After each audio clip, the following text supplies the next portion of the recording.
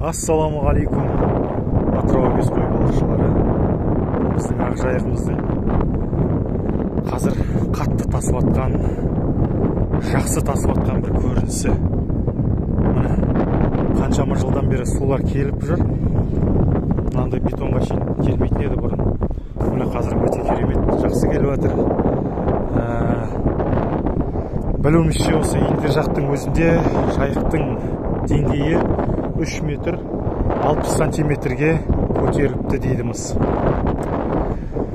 Енді ары қарай да көтерілетін түрі бар, жақсы су келеді ары қарайда. Қазір жүріп атқан балықтардан хабар беретін болсам, қазір су әлі салқын, температура 4-5 градустың шамасында. Қазір судак жүріп жатыр. Судак балықтары жүріп жатыр. Жалпы осындай мезгілде ең бірінші судак жүреді, көксерке.